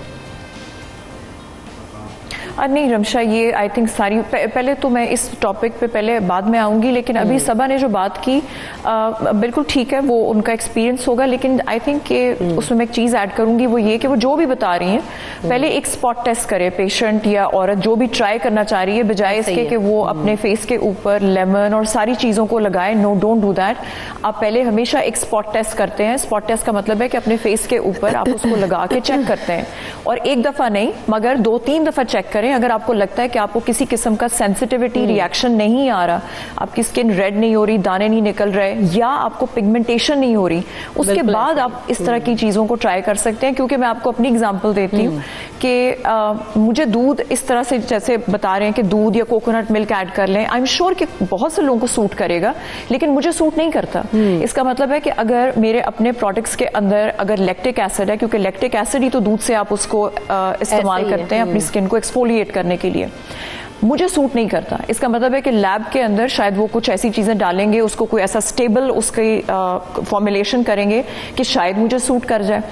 लेमन बहुत से लोगों को सूट नहीं करता। I see a lot of photosensitivity reactions, और उसके अंदर ये होता है कि आप करते जा रहे हैं और इवेंचुअली आप स्किन आपकी यूवी लाइट पे तो एक्सपोज हो रही है, तो इवेंचुअली डिस्कलरेशंस औरतों के फेस पे शुरू हो जाती है। बहुत ज़्यादा पिगमेंटेशन इश्यूज या छाइयों की शक्ल इख्तियार कर लेते हैं। अपनी तरफ से वो लेमन रगड़ रही है कि मैं बहुत गोरी हो रही हूँ या मेरी छाई जा रही है, मगर इनफैक्ट बहुत से लोगों को फोटो सेंसिटिविटी रिएक्शंस होते हैं। बेसन आई डोंट नो, बहुत से लोग यूज़ करते हैं। उपटन, मैंने बहुत सारे एलर्जिक रिएक्शंस देखे हैं। इसका ये मतलब नहीं है कि आप किचन की कोई भी चीज़ उठा के फेस पे लगा लें। आई एम श्योर बहुत सौ को सूट करती है। जैसे सबा ने कहा कि उन्होंने बहुत अच्छी बातें की, लेकिन मेरा सिर्फ कहने का मकसद ये कि जो खाने की चीज़ें जब आप अपने फेस पे लाने की कोशिश करते हैं तो पहले बेहतर ये होगा कि एक स्पॉट टेस्ट कर लें। बाकी एज यू सेड कि अपने फेस के ऊपर उंगलियों की मूवमेंट ऐसे कर दें, I think this is rubbish, because आप सिर्फ मॉइस्चराइज करें इंसानी तरीके से और हमें पता है कि कैसे करना है। आपके दिन में 2 मरतबा मॉइस्चराइजर करने के मूवमेंट से आपकी जिंदगी पे और आपकी सैगिंग पे फर्क नहीं पड़ता। सबसे पहले आपका एक जेनेटिक एक प्री डिस्पोजिशन है आपके सैगिंग की तरफ कि आपका लाइफस्टाइल क्या है, आप खाती क्या है, आप लगाती क्या है, सोती कब है, आपका हार्मोनल इम्बैलेंस तो नहीं है, आपकी बॉडी के अंदर किसी न्यूट्रिशनल डेफिशिएंसी के शिकार तो नहीं है, आप मेंटल स्ट्रेस से तो नहीं गुजर रही हैं, आप एक्सरसाइज करती हैं कि नहीं, अगर आप एक्सरसाइज करती हैं तो आप किस किस्म की एक्सरसाइज करती हैं।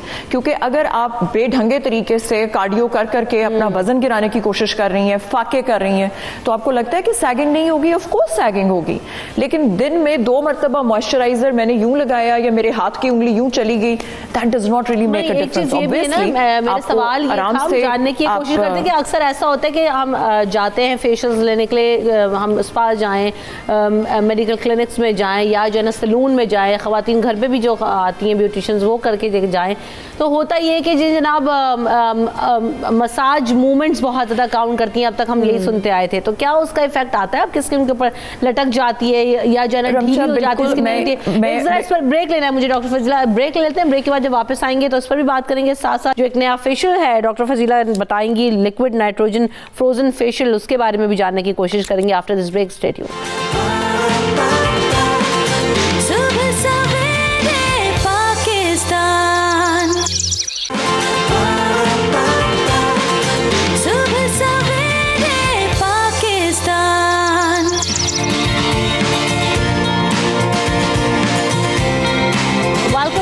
जो तो फेशियल्स की बात कर रहे हैं और जो कहा जाता है कि स्टेप्स बहुत ज़्यादा काउंट कर रहे होते हैं, प्रोडक्ट्स बहुत ज़्यादा काउंट कर रही होती हैं, जैसे कि अभी बार बार हमारे जो एक्सपर्ट्स हैं वो आपको यही समझाने की कोशिश कर रहे हैं कि हर स्किन टाइप पर हर चीज़ सूट नहीं करती। कुछ लोगों को हर्बल चीज़ें बहुत ज़्यादा सूट करती हैं, जिनको जो है वो प्रोडक्ट सूट नहीं करती, केमिकल सूट नहीं करते, और कुछ लोगों को जो है ना केमिकल्स ही सिर्फ सूट करते हैं और ये देसी चीज़ें सूट नहीं करती। देसी में भी अब ये पर्टिकुलर टाइप्स हैं, जैसे कि अभी दोनों एक्सपर्ट्स ने बात की है। अच्छा, जब हम स्टेप्स की बात करते हैं सब के मूवमेंट्स बहुत ज़्यादा काउंट होती हैं कि किसी भी जब आप बॉडी मसाज भी इनफैक्ट कराएं या हैंड मसाज कराएं, फेस मसाज कराएं, तो कहते हैं कि अपर मूवमेंट में करें, अगर आप डाउनवर्ड करेंगे तो स्किन जो है वो ख़राब होती है। ये सही बात है, ऐसा होता है? मूवमेंट्स काउंट करती है ब्लड सर्कुलेशन? ऐसा ही है रमशा, मूवमेंट्स बहुत ज़्यादा काउंट करती हैं, क्योंकि अगर आप लोग देखें, अगर आप स्किन को नीचे की तरफ स्ट्रोक्स देंगे या नीचे की तरफ मूव करेंगे तो वो सैगिंग की तरफ चली जाएगी।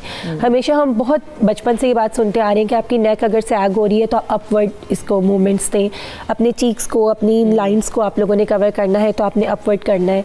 और सेकेंडली आप जैसे अगर आइज़ को कर रहे हैं तो आपने थर्ड फिंगर अपनी यूज़ करनी है, क्योंकि इसमें प्रेशर कम होता है, किस जगह पे आपने किस तरीके से प्रेशर देना है। और समटाइम्स मसाज सिर्फ यही नहीं होता कि वो प्रेशर से होता है, हम लोग कुछ मसाज ऐसे भी करते हैं जो सिर्फ प्रेशर पॉइंट्स होते हैं कि हमने बिल्कुल अपने हाथ का प्रेशर नहीं दिया, हमने फिंगर से सिर्फ जो हमारे पॉइंट्स हैं हमने उनको प्रेस कर दिया, उससे एक तो रिलैक्सेशन मिल जाती है। सेकेंडली ये कि जो भी आपने मतलब उसकी अपवर्ड जो भी मूवमेंट करनी है या जिस पर्पस के लिए आप कर रहे हैं वो पर्पस आपका फुलफिल हो जाता है उस चीज़ से। आजकल जो है ना ग्लास स्किन बड़ी चल रही है, वो क्या है और कैसे आती है? सर्कुलेशन, ब्लड सर्कुलेशन मेंटेन करते हैं, क्या करते हैं कि जो है वो स्किन ग्लास स्किन बन जाती है? देखिए रमशा, ये टॉपिक जो है ना स्किन का, ये बहुत एक बड़ा टॉपिक है। स्किन जो लार्जेस्ट ऑर्गन भी तो है ना फिर। एग्जैक्टली, क्योंकि देखिए इसमें एक ही चीज़ काउंट नहीं करती है, आपकी डाइट, आपकी एक्सरसाइज, आपकी रूटीन, आपका लाइफस्टाइल किस तरह से, आप सो कैसे रहे हैं, आप जाग कैसे रहे हैं, आप डाइट किस किस्म की ले रहे हैं। अगर आप बहुत अच्छी डाइट ले रहे हैं लेकिन आप स्मोकिंग कर रहे हैं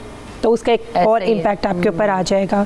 अगर आप सब कुछ अच्छा कर रहे हैं लेकिन आप सो नहीं रहे हैं प्रॉपर्ली, आपकी नींद पूरी नहीं हो रही, तो आपकी स्किन फ़ौरन से रिएक्ट करना शुरू कर देती है, बिल्कुल अनफ्रेश जो है ना वो आ जाए।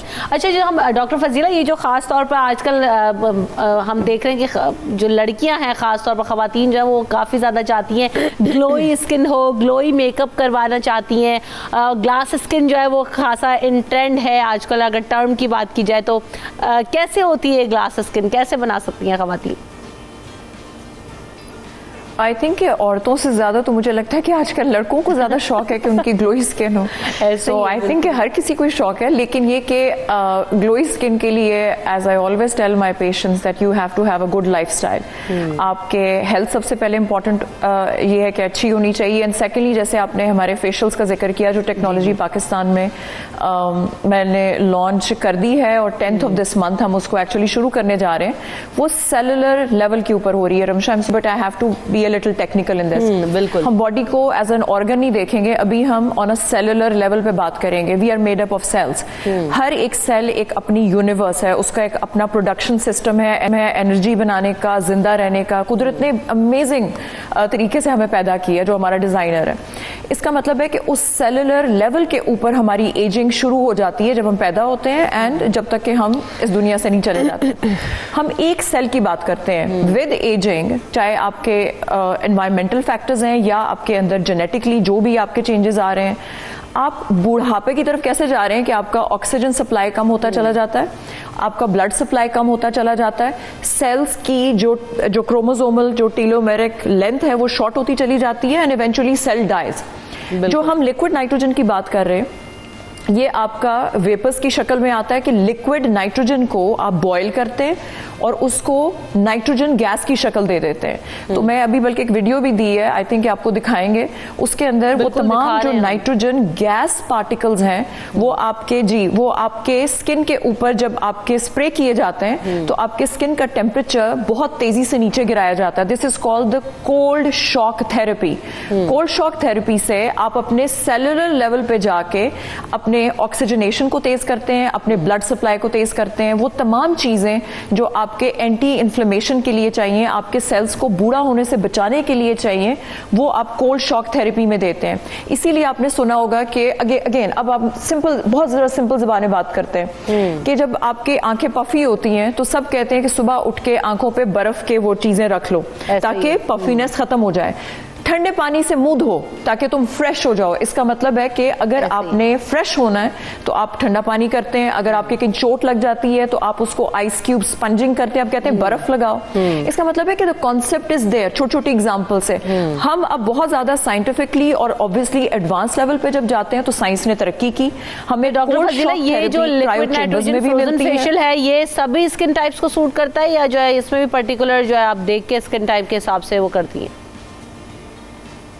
देखो, आप लोग जो वर्ड बार बार यूज कर रहे हो ना, स्किन टाइप का मतलब it's a very vague thing. Her skin type इसको इस्तेमाल कर सकती है, मगर ऑब्वियसली कुछ कॉन्ट्राइंडिकेशंस हैं। आप डॉक्टर के पास आएंगे, डॉक्टर देखेगा मुंह पे कट्स तो नहीं है, वुंड्स तो नहीं है, आपको किसी किस्म की एलर्जी या एक्जिमा तो नहीं है, क्योंकि ऑब्वियसली आपकी स्किन को नॉर्मल होगा तो आप इस पे फेशियल करेंगे। ये वाला फेशियल बहुत एडवांस्ड है, आप ऐसे ही जाके वॉक इन करके नहीं करा सकते, आपको पूरा परफॉर्मा फिल करना पड़ेगा। लेकिन अगेन अगर आप ये करते जाएं और करना शुरू कर दें तो मैं समझती हूँ कि आप अपने सेलुलर लेवल पे एजिंग को फाइट करते हैं। आपको कोई बूढ़ा नहीं कर सकता। बूढ़ा तो खैर आई थिंक इट्स इनएविटेबल, वो तो होना ही होना है। लेकिन जो आप बार बार कह रहे हैं कि सैगिंग होगी, ऐसा होगा वैसा होगा, पोर्स खुल जाएंगे, नहीं। अगर आप एक सेल के लेवल पे आके अपने आप को इस फेशियल के थ्रू कोल्ड शॉक थेरेपी देंगे तो आपके हर सेल के अंदर जहां पे कि वो ट्रीटमेंट हो रहा है वहां पे बेतहाशा ब्लड सप्लाई, बेतहाशा ऑक्सीजन और बेतहाशा न्यूट्रिशन मिलेगी। आपको इसको हर 2 हफ्ते या 1 महीने के बाद लेना चाहिए। And this is something which is very new in Pakistan, लेकिन दुनिया में न्यू नहीं है। रिजल्ट्स लें तो आपको रिपीटेशन उसमें जरूरी है। अच्छा, जब हम फेशियल्स की बात करते हैं, जो अभी डॉक्टर फजीला ने बात की ना कि स्किन पोर्स कुछ खवातीन के ओपन रह जाते हैं, मास्क कितना काउंट करता है? और अभी हम देख रहे हैं कि काफ़ी सारे मास्क हैं जो कि अवेलेबल हैं मार्केट के अंदर और ख़वातीन घरों में भी यूज़ कर लेती हैं। जैसे शीट मास्क आ गए हैं, एक्वा मास्क आ गए और बहुत सारे डिफरेंट तरह के मास्क आ गए हैं, just out of it these days. तो क्या होता है वो आप एक तो घरों में यूज़ कर सकते हैं हर तरह का मास्क, और स्किन पोर्स को बंद करने के लिए, टोनिंग करने के लिए कितना जो है? रमशा, अगेन यहाँ पे फिर वही बात आ गई कि हर तरह का मास्क हर तरह की स्किन के लिए नहीं होता। सही है। एक स्किन पे बहुत ज़्यादा एक्नी हो रहा है तो आप उस पर ऐसा मास्क नहीं कर सकते कि जो कि ड्राई स्किन के लिए बना है, क्योंकि ड्राई स्किन को आपने हाइड्रेट करना है, आपने उसको ऑयल थोड़ा देना है। ठीक है, ऑलरेडी एक ऑयली स्किन है जिसके ऊपर ऑलरेडी पिंपल्स बन रहे हैं तो आप उस पर ड्राई स्किन का मास्क नहीं अप्लाई कर सकते। तो ये चीज़ें आपने बहुत ज़्यादा पढ़ के देख कर, या एक बात होती है कि आपको किसी ने रेकमेंड किया है, आप किसी ब्यूटिशियन के पास गई हैं, उन्होंने आपको कोई कंपनी बताई है, कोई चीज़ बताई है, आपने वो स्पेसिफिक चीज़ जाके परचेज़ कर ली। और अब तो इतनी चीज़ें आपको पार्लर पे भी मिल जाती हैं, क्योंकि बहुत से ऐसे ब्रांड्स हैं जो कि सुपरमार्केट प्रोडक्ट्स नहीं हैं, वो कि सिर्फ और सिर्फ स्पेसिफिकली वो पार्लर्स के लिए बने हुए हैं, पार्लर्स पे उन्हें रखवाया जाता है, उनकी पूरी स्टडीज़ बताई जाती है, फिर आप उन्हें रिकमेंड करते हैं टू द क्लाइंट, ताकि लोग जो है खुद से ना ले लें और फिर उनको उसका नुकसान। एग्जैक्टली सही। कौन सी उम्र की लड़कियां जो है ना वो फेशियल्स करा सकती हैं? क्योंकि हम देखते हैं बहुत ज़्यादा छोटी छोटी बच्चियां जो है ना वो करवाना शुरू हो जाती हैं। उसके अलावा जो है वो मुख्तलिफ ट्रीटमेंट्स आ गए, लेज़र ट्रीटमेंट्स वगैरह वो करने लग जाती हैं।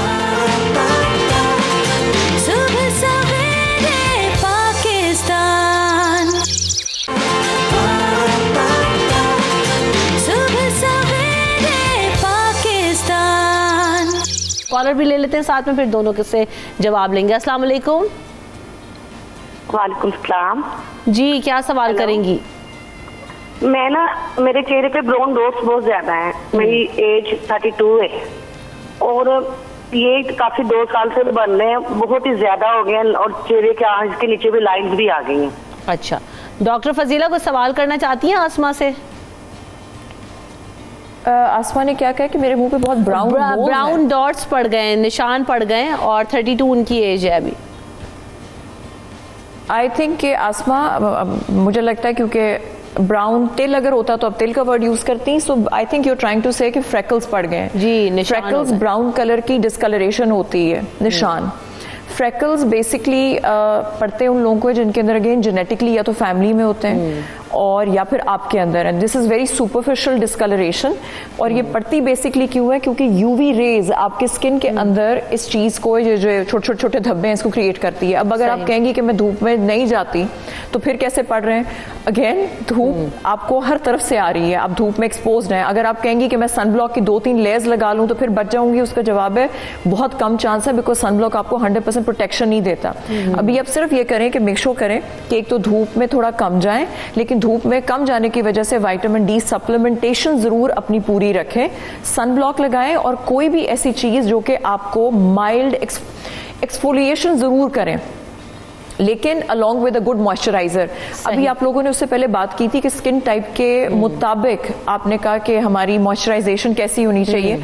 ऑयल एक और चीज़ है, नमी और स्किन का मॉइस्चर एक और चीज़ है। अगर आपकी ऑयली स्किन है तो इसका मतलब है कि आप मॉइस्चराइजर फिर भी करेंगे, don't shy away from using a moisturiser, मगर वो आपका मॉइस्चराइजर टाइप डिफरेंट होगा। टोनर्स, स्ट्रिंजेंट्स या वाटर बेस्ड सेरम्स यूज करेंगे आप। ऐसा ही है, बिल्कुल ऐसे। एक कॉलर हमारे साथ मौजूद है, सबा हमें कराची से कॉल कर रही हैं। अस्सलाम वालेकुम सबा। वालेकुम सलाम जी सबा, क्या सवाल है आपका? बात कर रही हूँ, बिल्कुल ठीक हूँ, मैं कराची से बात कर रही हूँ। सबा, मैंने डॉक्टर फजीला से बात कर रही हूँ। जी सुन रही हैं आपको, सवाल कीजिए। जी मैंने उनसे पूछना था, वैसे तो वो फेशियल का बता रही हूँ, लेकिन मैंने उनसे पूछना था कि मुझे 1 महीने के अंदर मेरे हाथ और बाजुओं पे ऐसे झुर्रियाँ सी आ गई हैं, ये कोई बॉडी में कमी हो जाती है या? एज क्या है आपकी सबा? मेरी 60 ईयर्स। 60 ईयर्स उनकी एज है। जी फजीला बताइएगा। आई थिंक कि 50 ईयर्स के अंदर इनका हार्मोनल इम्बैलेंस मे बी के मेनोपॉज में अगर चली गई हैं तो इसका मतलब है कि मे बी के इनका hormonal profile is not normal, क्योंकि औरत अगर यंग रहती है तो that's because of the hormones, और जैसे जैसे वो एज करती है या मेनोपॉज में जाती है, जब पीरियड्स बंद होते हैं तो वो बहुत तेज़ी से एज करती है। रिंकलिंग इज़ अ प्रोसेस जो कि आपको एजिंग के अंदर डेवलप होता है, number 1। Number 2, please try to moisturise. आप अपनी स्किन को मॉइस्चराइज करें। मैं जितना भी एम्फोसाइज कर लूँ आई थिंक वो कम है। जब आप हाथ धोते हैं, काम करते हैं, आपका सिर्फ पानी आपके स्किन की नमी को और मॉइस्चर को ले जाता है, जिससे कि आपकी स्किन में रिंकल्स पड़ना शुरू हो जाते हैं। ग्लव्स पहने, नंबर 1। नंबर 2, एलोवेरा जेल, उसके अंदर विटामिन ई कैप्सूल्स ऐड कर लें, जैतून का तेल लगा लें, आलमंड का तेल लगा लें, एनीथिंग बट मॉइस्चराइज। अगर सारे दिन कर सकते हैं, कम से कम रात में कर सकते हैं। बिल्कुल ऐसे। हाथों के साथ साथ पूरी बॉडी को मॉइस्चराइजेशन करने का कॉन्सेप्ट पाकिस्तान में नहीं है, बहुत कम दुनिया के लोगों में पाया जाता है। नाइट टाइम रूटीन पूरी बॉडी को मॉइस्चराइज करें अगर आपको अच्छी बॉडी चाहिए। बिल्कुल सही कह रही है कि नाइट टाइम रूटीन में दिखाते हैं ना, मॉइस्चराइज करें और उसके बाद जो है ना फिर आप बेड पे जैसे सबा एक कॉल ले लूँ, फिर आप जरूर बात कीजिएगा। अस्सलाम वालेकुम मरियम जी, कैसी हैं आप, क्या सवाल है? जी मैं बिल्कुल ठीक हूँ, अस्सलाम वालेकुम। वालेकुम सलाम। जी मैंने डॉक्टर साहब से पूछना, मेरी ऑयली स्किन है और पोज उसके ऊपर है नाक के, ये बहुत ज़्यादा ऑयल होता है। ठीक है, पूछ लेते हैं। सब आप कुछ कह रही थी? आप मैं ये कहती हूँ रमशा कि विद टाइम्स जैसे जैसे हमारी एज बढ़ती है, हमारी स्किन का तो मॉइस्चर लेवल डाउन होता ही है, सबसे ज़्यादा हमारी बॉडी का होता है। इसीलिए हमें हाथ पाँव बहुत ज़्यादा मॉइस्चराइज रखने होते हैं। उनको जो रिंकल्स हाथ पे आ रहे हैं उसकी यही वजह है कि वो मॉइस्चराइज कम कर रही हैं, तो वो उसको ज़्यादा करें। अच्छा, ख़वातीन का एक ये भी होता है ना कि जी मुंह पे तो इतनी मेहनत कर लेती हैं, मुंह पे जरा 10,000 क्रीमें लगा लेंगी, नाइट क्रीम अलग, डे क्रीम अलग, तो फलाना क्रीम अलग, लेकिन हाथ पाँव पे जो है ना वो मॉइस्चराइजर भी प्रॉपर नहीं लगाती है। जो हम कहते हैं ना कि हैंड बॉडी लोशन ही आप लगा लें एटलीस्ट, वो नहीं लगाती हैं। तो वो कितना इंपॉर्टेंट होता है? बहुत इंपॉर्टेंट होता है। आई थिंक आपकी खूबसूरती आपके हाथों पाँव से पता चलती है। जी ये बहुत ज़्यादा इंपॉर्टेंट होता है। मुंह पे देख ले नीचे नेक या हाथों पाँव पे कुछ और, अपने बड़े बड़े अच्छे बैग्स पहने होते हैं, लेकिन जब आप हाथ देखें तो एक्सट्रीमली ड्राई, रिंकली, पिगमेंटेशन, तो पता चल जाता है कि मजा नहीं आया। जी आई थिंक उन पेशेंट का हम सवाल कॉलर भी आपकी हम नाम कॉलर आ गई हैं, जरा उनसे बात कर लेते हैं क्या कह रही हैं। अस्सलाम वालेकुम फजीला, कैसी हैं आप, क्या सवाल है आपका? वालेकुम अस्सलाम, मैं बिल्कुल ठीक, आप कैसी हैं रमशा? अल्हम्दुलिल्लाह। जी फजीला सवाल कीजिए। जी आज तो बहुत प्यारी तीनों गेस्ट बैठी हुई हैं, दोनों गेस्ट और आप। शुक्रिया आपका, आपकी मोहब्बत इतनी है हमसे, हम क्या करें। जी फजीला सवाल कीजिए। अच्छा मैं पूछना चाह रही थी कि मतलब ये भी होता है कि बेस कौन सी स्किन टोन पे कौन सी बेस लगाई जाए, कलर किस तरह का यूज़ किया जाए। एक्चुअली मैं बेस लगाती हूँ ना तो मेरे ना बहुत ज़्यादा ड्राई हो जाती है, ड्राइनेस हो जाती है, बहुत ज़्यादा होती है उससे, और मुंह पे ऐसे नज़र आता है कि कुछ लगाया। कौन सी बेस आप इस्तेमाल करती हैं? लिक्विड बेस लगाती हैं, स्टिक्स यूज़ करती हैं, क्या इस्तेमाल करती हैं? यूज तो लिक्विड बेस ही करती हूँ, लोशन भी अप्लाई करती हूँ पहले, लेकिन फिर भी बहुत ज्यादा ड्राइनेस हो जाती है, तो मुझे ये सबा से पूछ के बता दे। अच्छा जी सबा बताइएगा कि जो है ना बेस किस तरह से जो ठहर सकती है और ड्राई ना लगे, ना क्रैकी सी बेस हो जाती है। बिल्कुल, अगर आपको पता है कि आपका इवेंट आ रहा है, आपको पहले से इन्फॉर्म है, तो आप उसका ये करेंगे मॉइस्चराइज करना शुरू कर दें, स्किन को एक्सफोलिएट करने लग जाए। अगर बिल्कुल आपको नहीं पता था और ऑन द स्पॉट आपको तैयार होना पड़ रहा है, कहीं जाना पड़ रहा है, तब भी यही है कि आप पहले क्लेंजिंग कर लें और कोई भी अच्छा स्क्रब लेके एक्सफोलिएट कर लें। उसके बाद आपने क्या करना है कि ऑयल्स आते हैं, आपने पहले ऑयल लगाना है और उसके ऊपर आपने प्राइमर लगा लेना है, उससे आपकी स्किन बहुत हद तक इवन हो जाएगी। और फिर उसके ऊपर आप लोग अपनी जो भी लिक्विड बेस है, और अगर बहुत ड्राई है फिर भी तो आप लिक्विड बेस के अंदर भी एसेंशियल ऑयल्स होते हैं, अब वो ऐड कर लें। सही। अच्छा, प्राइमर का काम ही यही है कि वो एक सटल जो है ना वो लुक देता है ताकि स्टेबल रहती है बेस, और एक प्रोटेक्टिव लेयर भी आपके मुंह पे दे देता है। अच्छा डॉक्टर फजीला, सवाल आया था कुछ देर पहले कि वो नाक के जो पोर्स हैं वो काफी ज्यादा ओपन रहते हैं और ऑयल बहुत ज्यादा आता है। जी ओपन पोर्स के बारे में अब हम उनका नाम भूल गए, लेकिन वो जो भी कोई थी, आप प्लीज़ अपने लिए टोनर्स का इस्तेमाल करें और सेरम्स। मॉइस्चराइज अब हर हालत में करेंगे। कल मुझे एक कोई लड़की बता रही थी, शी सेड कि मेरी स्किन ऑयली है तो मैं बिल्कुल मॉइस्चराइजर नहीं लगाती, अच्छा मैं एंटी एजिंग की रूटीन कैसे शुरू करूं? मैंने कहा अगर आपको अभी तक ये नहीं पता कि आपने स्किन को मॉइस्चराइज करना है और आप एंटी एजिंग की बात कर रहे हैं तो वो कभी नहीं हो सकता। इसका मतलब है कि जब आप अपनी स्किन के अंदर नमी या मॉइस्चर नहीं देंगे तो आपके पोर्स खुलना शुरू हो जाते हैं। तो एक तो एक्सफोलिएशन करो, कोई स्पंज या लूफा ले लो जाके किसी भी जगह से, जिससे कि आप अपनी डेड स्किन उतारेंगी, नंबर 1। और तुम्हारे फेस वॉश के अंदर या तो ग्लाइकोलिक एसिड होना चाहिए या फिर लैक्टिक एसिड, जो कि आपकी डेड स्किन को, खासतौर पे ऑयली स्किन को एक्सफोलिएट भी करता है और आपकी ऑयल प्रोडक्शन को कम करता है। नंबर 2, टोनर्स इस्तेमाल करोगी या वाटर बेस्ड सेरम्स। जब भी तुम्हारे स्किन पानी के साथ कांटेक्ट में आएगी तुम मॉइस्चराइज करोगी। नंबर 3, ओपन पोर्स के लिए बहुत से फॉर्मुलेशंस मार्केट में, जिससे कि आप कहते हैं कि रेटिनॉइड्स, कोई ब्रांड का नाम नहीं है मगर देज आर कॉल्ड रेटिनॉइड्स। वो वंस एट नाइट तुम जब लगाओगी तुम्हारी स्किन बहुत तेजी से रीसर्फेस करेगी, तुम्हारे पोर्स रिड्यूस होंगे, एक्नी मार्क्स कम होते हैं and fine lines and wrinkles कम होते हैं। ठीक है, जब आप रेटिनॉइड्स रात को लगाते हैं तो स्किन ड्राई आउट होना शुरू हो जाती है, so do moisturise with a creamy thing on alternate nights. ठीक है, एक और कॉलर हमारे साथ है, मिसेस जाहिद। अस्सलाम वालेकुम। वालेकुम सलाम। शाहिद है जी, मंडी बावली से मैं बात कर रहा हूँ। मेरी एज है 47। तो उतना मेरी स्किन बहुत ड्राई है, मेरी स्किन बहुत ज्यादा ड्राई है। मैं आपकी आवाज नहीं सुन रही क्योंकि मैंने वॉल्यूम बंद किया हुआ है। तो आप वॉल्यूम ओपन करें फिर हम बताते हैं आपको। इकरा भी एक कॉलर हमारे साथ मौजूद है। अस्सलाम वालेकुम इकरा, क्या सवाल है आपका? वालेकुम सलाम। मेरा ये सवाल है कि मेरे बाल बहुत ज़्यादा झड़ते हैं और फोरहेड से बहुत ज़्यादा जल्दी से जा रहे हैं बाल। ठीक है, चलें जी। तो एक तो ड्राई स्किन के लिए क्या करें, बार बार वही बात हो रही है। रुकिएगा फजीला रुकिएगा, क्या सबा बता रही थी कि एक तो ड्राई स्किन के लिए क्या कर सकते हैं? ड्राई स्किन है बहुत ज़्यादा, तो एक तो यही है कि जी आप मॉइस्चराइज यूज़ करें। समटाइम्स ये होता है रमशा कि आपको एक्जिमा भी होता है, आपको दिखाना होता है हमें कि हमारी स्किन किस किस्म की है। सही है, क्योंकि ये होता है कि हमने स्किन को देखना और स्किन देखकर उसका बताना ये बहुत ज़रूरी होता है। लेकिन अगर बहुत ज़्यादा ड्राई है तो फिर यही है कि आप बहुत ज़्यादा मॉइस्चराइज रखें, उसको सीरम्स लगाएं। अब तो ओवरनाइट मास्क भी होते हैं कि आपने रात को क्लेंजिंग की, टॉनिंग की, एक्सफोलिएशन किया, पहले टॉनिंग की आपने, उसके ऊपर आपने मॉइस्चराइज़र लगाया, फिर आपने अपना सीरम अप्लाई किया और लास्ट में आपने एक ओवरनाइट मास्क लगा लिया। उससे बहुत हद तक, अगर इन्हें कोई इशू नहीं है मेडिकल, तो ये बहुत हद तक उससे कवर हो जाएगा। क्विकली, बालों का टॉपिक नहीं है लेकिन उनके बाल काफ़ी ज़्यादा झड़ते हैं, क्विकली कुछ बता दें उनके लिए इकरा के लिए। क्विकली अगर घर में करेंगी तो अनियन वाटर लगा लें। सही, हाँ वो बहुत अच्छे, एक तो फुल ऑफ प्रोटीन है, फुल ऑफ कैरोटीन है ये, और उसमें अगर थोड़ा सा जिंजर भी ऐड कर लेंगी तो बहुत अच्छा है। और ऑयल जो है ना वो भरपूर तरीके से आप लगाएं, ऑयल का इस्तेमाल करें। एक और कॉलर है अली। अस्सलाम वालेकुम अली।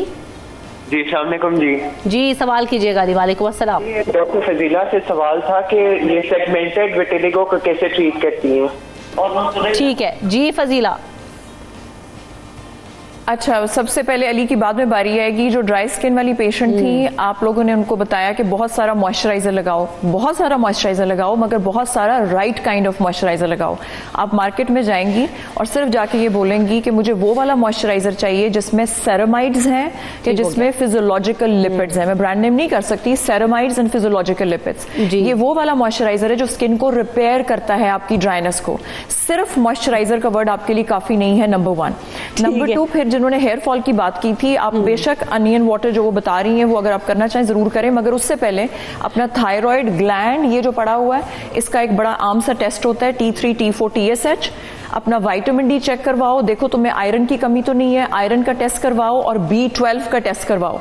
अगर तुम्हारी ये सारी चीज़ें ठीक नहीं है तो तुम्हारा बाल बहुत तेज़ी से झड़ेगा। अपना देखो कि तुम्हारे पीरियड्स नॉर्मल होने चाहिए। आई थिंक वो फीमेल थी, तुम्हारे पीरियड्स नॉर्मल होने चाहिए, तुम्हारे अंदर किसी किस्म का हार्मोन इम्बैलेंस नहीं है। उसके बाद फिर तुम बाकी चीज़ें करोगी। As far as Alizeh vitiligo is concern, vitiligo is an autoimmune disorder. Pakistan में अगेन बहुत से ट्रीटमेंट्स चल रहे हैं। पहले पुआ थेरेपी होती थी, लेकिन जो लेटेस्ट है that is narrow band UVB.